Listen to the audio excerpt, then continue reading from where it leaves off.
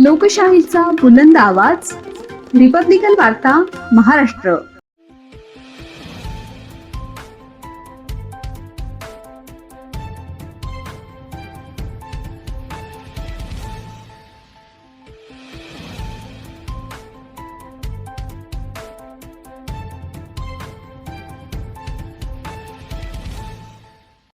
Police भरतीसाठी वार्षिक वेळापत्रक जाहीर करा। कोविडमुळे नुकसान झालेल्या उमेदवारांना वयोमर्यादेत सवलतीची मागणी। लेखी परीक्षा ऑनलाईन पद्धतीने घेण्याची विद्यार्थ्यांची मागणी। जिल्हाधिकाऱ्यांमार्फत शासनाला निवेदन। सविस्तर बातमी।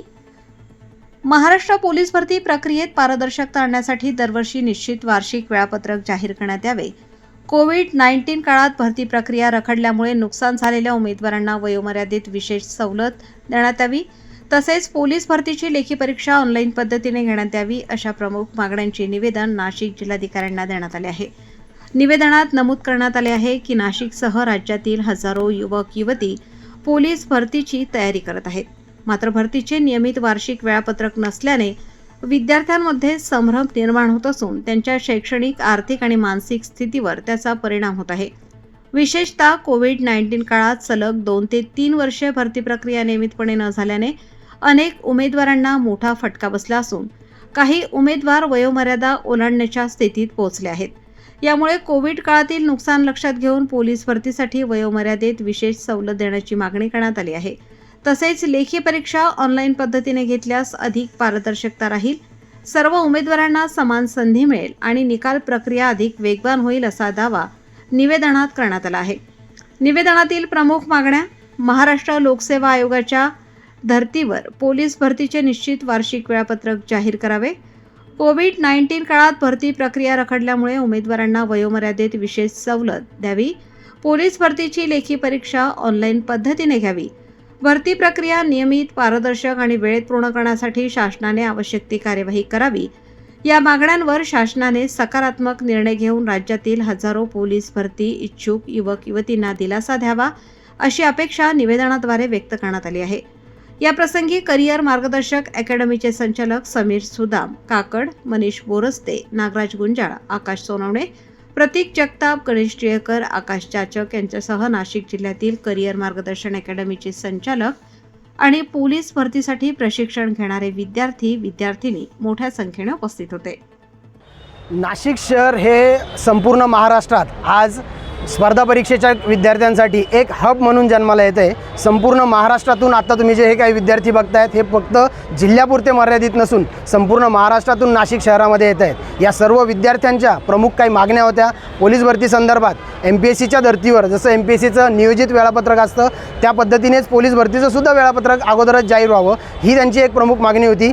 कोविडच्या काळामध्ये ज्या विद्यार्थ्यांवर वयाच्या बाबतीत जो काय अन्याय झाला त्या मुलांना, त्या विद्यार्थ्यांना पुन्हा एकदा एक संधी मिळावी, जशी ज्याप्रमाणे मागच्या वर्षी शासनाने दिलीच होती, परंतु त्यांना पुन्हा एकदा एक संधी मिळावी, वय त्यांना मिळावी, या संदर्भातलं आजचं निवेदन होतं। आज आम्ही सर्व नाशिक शहरातील ज्यांना खरंच पोलीस भरतीच्या विद्यार्थ्यांप्रती काहीतरी अस्मिता आहे वर त्यांना काहीतरी त्या विद्यार्थ्यांच्या कष्टाची जाण आहे, असे सर्व फक्त मार्गदर्शक आज नाशिकमधले अकॅडमीचे संचालक असतील किंवा कोणी त्यांचे कोचेस असतील, ते सर्व लोक आज येथे आपल्यामध्ये उपस्थित झाले आणि या सर्व विद्यार्थ्यांचे जे काही प्रश्न आहे ते आपण शासन दरबारी आज मांडलेले आणि आम्हाला जिल्हाधिकाऱ्यांकडून खूप चांगले पॉझिटिव्ह असे संकेत मिळाले। त्यांनी आम्हाला लगेचच आश्वासन दिलं की तुमच्या सर्व मागण्या या रास्त आहेत आणि आम्ही नक्कीच याच्या संदर्भात काही ना काही पॉझिटिव्हली आम्ही पाऊल उचलू आणि त्याच्या संदर्भातली आपल्याला पुढचे लगेच काही त्यांच्या घोषणा असतील त्या शासन दरबारी त्या आपल्या विद्यार्थ्यांसाठी करणार आहेत। खूप खूप धन्यवाद।